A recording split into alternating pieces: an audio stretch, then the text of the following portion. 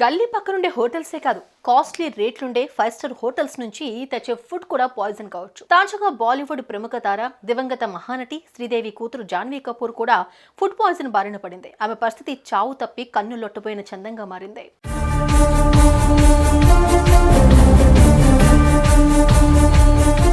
ఓ 3 రోజుల క్రితం సంగతి. ఏదో షూటింగ్ లో పాల్గొని ఇంటికొచ్చిన బాలీవుడ్ ప్రముఖ హీరోయిన్ జాన్వీ కపూర్ పరిస్థితి పూర్తిగా బలహీనంగా మారిపోయింది. వాడిపోయిన పువ్వులా మారిపోయింది. ఇది గమనించిన ఆమె తండ్రి బోనీ కపూర్ ఆమెకు వెంటనే పండ్ల రసాలను అందించారు. అవి తాగిన తర్వాత ఆమె పరిస్థితి మరింత దిగజారిపోయింది. దీంతో ఆందోళన పడిపోయిన ఆమె కుటుంబ సభ్యులు వెంటనే ఆసుపత్రికి తరలించారు. అక్కడ జాన్వీని పరీక్షించిన డాక్టర్లు ఆమెకు ఫుడ్ పాయిజన్ అయినట్లుగా తేల్చారు. ఆ వెంటనే చికిత్స చేశారు. ఆసుపత్రిలో 2 రోజులు చికిత్స తీసుకుని మామూలు స్థితికి వచ్చిన జాన్వీని కుటుంబ సభ్యులు ఇంటికి తీసుకొచ్చారు. ప్రస్తుతం ఆమె పరిస్థితి బాగానే ఉందని డాక్టర్లు 1-2 రోజులు రెస్ట్ తీసుకోవాలని సూచించినట్లుగా బోనీ కపూర్ మీడియాకు వెల్లడించారు.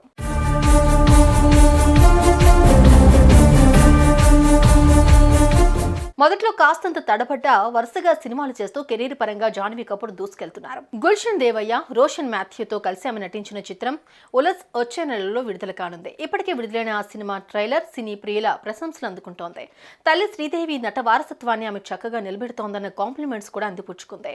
అటు దేవరాతో పాటు తెలుగులోకి జాన్వీ ఎంట్రీ ఇస్తూ ఉన్నారు. కొరటాల శివ దర్శకత్వంలో ఎన్టీఆర్ హీరోగా తెరకెక్కుతోన్న చిత్రం ఇది. మరోవైపు బుచ్చిబాబు, రామ్ చరణ్ కాంబినేషన్ లో రూపొందబోయే చిత్రంలోనూ కథానాయికగా ఆమె ఎంపికైంది. వీటితో పాటు ప్రభాస్ తో కూడా జాన్వీకి నటించే అవకాశం వచ్చిందన్న సమాచారం కూడా వినవస్తోంది.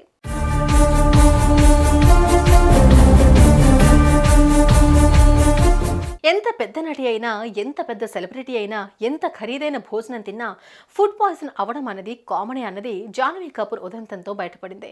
సో ఇంటి బయట ఆహారం తీసుకునే సమయంలో కాస్తంత హైజీన్గా ఉంటామని తెలుసుకున్న హోటల్స్లోనే ఆకలి తీర్చుకోవడం చాలా మంచిదన్నది జాన్వీ కపూర్ ఎదుర్కొన్న ఈ పరిస్థితిని బట్టి తెలుస్తోంది. సుమన్ టీవీలో మీ పర్సనల్ అండ్ బిజినెస్ ప్రమోషన్స్ కోసం కింది నెంబర్కి కాంటాక్ట్ చేయండి.